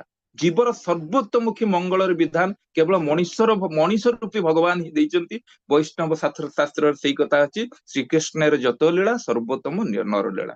ତେଣୁ ପରମ ପୁରୁଷ ନରବପୁ ସ୍ୱରୂପର ସର୍ବଦା ଦିଟା ଦିଗ ଥାଏ। ଗୋଟେ ହଉଛି ତାଙ୍କ ପାର୍ଥିବ ଜୀବନର ଲୀଳା, ଅନ୍ୟଟି ହଉଛି ତାଙ୍କ ପରମାର୍ଥିକ ଦର୍ଶନ ଓ ଭାବଧାରାର ବିତରଣ। ଗୋଟିଏ ତାଙ୍କର ବ୍ୟକ୍ତି ଜୀବନର ସାମଗ୍ରିକ ପରିପ୍ରକାଶ କରୁଥିଲା ବେଳେ ଅନ୍ୟଟା ତାଙ୍କ ସମଷ୍ଟିଗତ ବା ସାମାଜିକ ଜୀବନର ଗତିଶୀଳତାକୁ ଦେଖାଉଛି। ଗୋଟିଏ ଆତ୍ମଜୀବନର ଗାଥା, ଅନ୍ୟଟି ବିଶ୍ୱ ଜୀବନର ଆଧ୍ୟାତ୍ମିକ ପ୍ରାଣମୟତା। ସଂକ୍ଷେପରେ କହିଲେ ଆମେ ଯଦି ଜାଣିବା ଯେ ଗୋଟେ ନର ଜୀବନ, ଅନ୍ୟଟି ନାରାୟଣ ଜୀବନ। ନର ନାରାୟଣ କଥା ଆମେ ଯୋଉ କହନ୍ତି, କିନ୍ତୁ ସାଧାରଣ ମଣିଷର ବ୍ୟକ୍ତି ସମଷ୍ଟି ଜୀବନ ସଦୃଶ ଅସାମଞ୍ଜସ୍ୟ ବା ବ୍ୟକ୍ତିକ୍ରମ ଦୃଷ୍ଟ ସିଏ ନୁହନ୍ତି। ତାଙ୍କ ଜୀବନ ରହିଛି ଏ ଦିଟାର ଅପୂର୍ବ ସମନ୍ୱୟ ରହିଛି। ଲୋକ ଜୀବନ, ଲୋକୋତ୍ତର ଜୀବନ ମଧ୍ୟରେ ଅପୂର୍ବ ସମାବେଶ ରହିଛି। ତେଣୁ ତାଙ୍କ ବିଷୟରେ ମାନେ ଯତ୍ କିଛି ଜାଣିବା ପାଇଁ ମଧ୍ୟ ସର୍ବଦା ଦିଟି ଦିଗକୁ ବିଚାରକୁ ନିଆଯିବା ଉଚିତ। ସେଟା ହଉଛି ତାଙ୍କ ଶ୍ରୀମୁଖ ଦେଇକି ଯୋଉ ଆସିଛି ଆତ୍ମକଥାର ମର୍ମ, ଯଦିଓ ନିଜର ପରିଚୟ ସେ କେବେ ଦେଇ ନାହାନ୍ତି, ସେ ସବୁବେଳେ କୁଣ୍ଠାବୋଧ କରିଛନ୍ତି। ଆଉ ଗୋଟେ ହଉଛି ତାଙ୍କୁ ପ୍ରତ୍ୟେକ ଭାବରେ ଅନୁସରଣ ପୂର୍ବକ ତାଙ୍କ ଦ୍ଵାରା ଶାସିତ ଉପଦିଷ୍ଟ ହୋଇଥିବା ତାଙ୍କର ଆଶ୍ରିତ ଶିଷ୍ୟ ବା ଲୀଳା ସହଚରଙ୍କ ଅନୁଭବ। ତେଣୁ ତାଙ୍କର ଜୀବନୀ କି ଯୋଉ ତାଙ୍କର ଲୀଳା ସହଚର ମାନେ ତାଙ୍କର ଯୋଉ କିଛି ଜୀବନୀ ଲେଖିଛନ୍ତି, ସେ ଜୀବନୀ କି ଆମର ନିହାତି ପଢିବା ଦରକାର। ଠାକୁରଙ୍କ ଯେତେବେଳେ ସେ ନର ଦେହ ଧାରଣ କରୁଛନ୍ତି, ନର ନାରାୟଣଙ୍କର ଅନୁସରଣ ଉପାସନା, ଏଇ ଯୋଉ ଦିଟା ଦିଗ, ଏ ଦିଟା ଦିଗକୁ ଯେତେବେଳେ ମଣିଷ ନ ଦେଖିବ, ଯଦି ଖାଲି ହିଁ ତତ୍ତ୍ୱ ବେସିସରେ ପୁରୁଷୋତ୍ତମଙ୍କ ବହି ପଢିକି ଆମେ ଜାଣିବା, ତାହେଲେ ଆମେ ଅନେକ କିଛି ଆମ ଜୀବନରେ ଅଜଣା ରହିଯିବ, ଆମେ ଜାଣିବା ପାରିବାନି। ତେଣୁ ତାଙ୍କର ଲୀଳା ପାର୍ଶ୍ୱଦ ଯୋଉ ଥିଲେ ସେଇମାନଙ୍କ ଜୀବନକୁ ମଧ୍ୟ ଆମକୁ, ସେଇମାନଙ୍କ ଜୀବନୀକୁ ମଧ୍ୟ ଆମକୁ ପଢିବାକୁ ହବ, ନହେଲେ ତାଙ୍କର ସେଇ ସ୍ୱରୂପଟାକୁ ଆମେ ଜାଣିପାରିବା ନାହିଁ। ତେଣୁ ଈଶ୍ୱରଙ୍କୁ ବର୍ଣ୍ଣନା କରିବାକୁ ହେଲେ ମାନେ ଯୋଉ ଅନେକ ଜାଗାରେ କଣ ହେଇଛି ନା, ତାଙ୍କର ଯୋଉ ଏତେ ବିରାଟ, ତାଙ୍କର ଯୋଉ ଏତେ ମହାନ, ଯେ ତାଙ୍କୁ ସୀମିତ କେତେଟା ଶବ୍ଦ ଜାଲ ଭିତରେ ବାନ୍ଧି ରଖିବା କୌଣସି ମତେ ସମ୍ଭବ ନୁହେଁ। ଆଉ ଅଧିକ ବୁଝିବା ପାଇଁ, ଅଧିକ ଜାଣିବା ପାଇଁ ଯିଏ ଯେତେ ଅଗ୍ରସର ହେଇଥିବ, ସିଏ ମାନେ ସେ ସେତେ ରହସ୍ୟମୟ ହେଇ ଉଠୁଥିବେ। ଯୋଉ କହନ୍ତି ନା, ଯେତେ ବୁଡିବ ସେତେ ବେମାଲୁମ ହେଇଥିବ। ଆମ ଋଷି ମାନେ ଯେମିତି କହିଛନ୍ତି, ଚରେଇବତୀ ଚରେଇବତୀ, ପଥ ଯେତେ ବନ୍ଧୁର ହେଉ ହବ ହଉ, ଯେତେ ଦୂର ପରାହତ ହବ ହଉ, ଆଗକୁ ଚାଲ ଆଗକୁ ଚାଲ, ଦୂର ଲମ୍ବା ରାସ୍ତା ଭାବି ନିରାଶ ହୁଅ ନାହିଁ, କ୍ଳାନ୍ତ ହୋଇ ପଡ ନାହିଁ, ଶିଖରରେ ନ ପହଞ୍ଚିବା ପର୍ଯ୍ୟନ୍ତ ଆମର ବିରାମ ନାହିଁ। ତେଣୁ ତୁମର ଅମ୍ଳାନ ଚେଷ୍ଟା ହିଁ ତୁମକୁ ମୁକ୍ତି ଆଡକୁ ନେଇଯିବ, ସନ୍ଦେହ ନାହିଁ। ଶବରୀର ମଧ୍ୟ ଏଇଆ ହେଇଥିଲା, ମୀରାବାଇର ମଧ୍ୟ ଏଇଆ ହେଇଥିଲା। ତେଣୁ ଏଇ ଯୋଉ ସୁନ୍ଦର ଯେତିକି ଅନ୍ଧାର ସେତିକି ଆଉ ଗୋଟେ ଅଛି, ଆମର କେହି ଜଣେ ଲେଖିଛନ୍ତି କବି, ଏଇ ଯେ ଗହନ ବନ, ତେଣୁ ତୁ ଆପଣା ସଂକଳ୍ପେ ଅଟଳ ଅଚଳ ରହରେ ମନ, ଆଗରେ ପଡିଛି ପଥ ବହୁ ଦୂର, ଆହୁରି କେତେ ଯେ ବାକି, ଚାଲିବି ଚାଲିବି ନ ପଡିବି ଥକି, ମୁଦିବା ଆଗରୁ ଆସି, ସସୀମ ଥାଇକି ସେ ଅସୀମ, ଅସୀମରେ ଥାଇକି ବି ସେ ସସୀମ ପ୍ରତ୍ୟୟ ହେବେ। ଯେତେବେଳେ ତାଙ୍କୁ ଧାରଣା କରିବାକୁ ଯାଇ ମନଟା ନିଜତ୍ୱ ହରେଇ ବସିବ, ଅଥଚ ତାଙ୍କର ଯୋଉ ମହତ ମହିୟାନ ସ୍ୱରୂପରେ ମନ ଅନୁଭବୀ ହେଇ ଉଠିବ। ତେଣୁ ଏଇ ଯୋଉ ମାନେ ଆଧୁନିକ ବିଜ୍ଞାନର ସିଦ୍ଧାନ୍ତ ଆମେ ଯଦି ନବା, ଈଶ୍ୱର ଅଛନ୍ତି, ସ୍ୱର୍ଗ ଅଛି, ପୁନର୍ଜନ୍ମ ବ୍ୟବସ୍ଥା ଅଛି, ଏଗୁଡାକ ଆଧୁନିକ ବିଜ୍ଞାନ ଏତେ ଜଲ୍ଦି ମାନୁ ନାହିଁ। ପଦାର୍ଥ ବିଜ୍ଞାନର ଅଦ୍ୟାବଧି ଯାହା ଗ୍ରହଣ ଯୋଗ୍ୟ ସୂତ୍ର ହଉଛି, ଯାହା ବ୍ୟାଖ୍ୟା ଅସମ୍ଭବ, ସେଇ ହଉଛନ୍ତି ଭଗବାନ। ସିଏ ସଜୀବ, ବ୍ୟକ୍ତି ବିଶେଷ ସେ ହିଁ ତ୍ରାତା। ତେଣୁ ବହୁ ମାତ୍ରାରେ ତାଙ୍କର ସ୍ୱରୂପ ବିଷୟରେ ଆମେ ମାନେ ଆମର ଆଧୁନିକ ବିଜ୍ଞାନ ମାନି ନାହିଁ। ଅସୀମ ଯେବେ ସସୀମ ହୋଇ ସୀମାରେ ନିଅନ୍ତି ସ୍ଥାନ, ବୃତ୍ତିଭେଦୀ ଟାଣ ହେଲେ ଯାଇ ଦେଖିବୁରେ ଭଗବାନ। ବିବେକାନନ୍ଦ ତାଙ୍କର ଆମେରିକା ଭାଷଣରେ ମଣିଷ ଭଗବାନ ବିଷୟରେ କିଛି ସାଧାରଣ ସୂଚନା ଦେଇଥିଲେ। ଏଇ ଯୋଉ ସୂଚନା ବିଷୟରୁ ଗୋଟେ ଦେଇଥିଲେ, ସିଏ ଆଲୋକର ପରମାଣୁ ସକଳ ସର୍ବବ୍ୟାପୀ ସର୍ବତ୍ର ସ୍ପନ୍ଦନଶୀଳ ହେଲେ ମଧ୍ୟ ଏଗୁଡିକ ଆମର ଦୃଷ୍ଟିପଥକୁ ଆଣିବା ପାଇଁ ହେଲେ ପ୍ରଦୀପ ଜାଳିବା ଦରକାର ହୁଏ।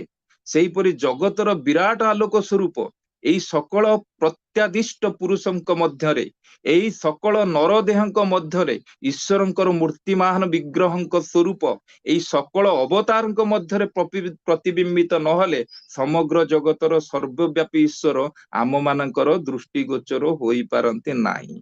ଆମେ ମାନେ ସମସ୍ତେ ଈଶ୍ୱରଙ୍କର ଅସ୍ତିତ୍ୱରେ ବିଶ୍ୱାସ କରୁ, କିନ୍ତୁ ଆମେ ତାଙ୍କୁ ଦେଖି ପାରୁନା, ତାଙ୍କ ଭାବ ଧାରଣାକୁ ଆମେ ଆଣିପାରୁନା। କିନ୍ତୁ ଜ୍ଞାନ ଲୋକ ଆଉ ମହାନ ବାର୍ତ୍ତାବହ ଗଣଙ୍କ ମଧ୍ୟରୁ କୌଣସି ଜଣଙ୍କର ଚରିତ୍ର ସହିତ ଆପଣଙ୍କର ଈଶ୍ୱର ସମ୍ବନ୍ଧୀୟ ଉଚ୍ଚତମ ଧାରଣାର ତୁଳନା କରନ୍ତୁ ତ, ଦେଖିବେ ଆପଣଙ୍କ କଳ୍ପିତ ଈଶ୍ୱର ଆଉ ଏଇ ଯୋଉ ପ୍ରତ୍ୟକ୍ଷ ଜୀବନ୍ତ ଆଦର୍ଶ ପୁରୁଷଙ୍କ ଠାରୁ ଅନେକାଂଶରେ ହୀନତର।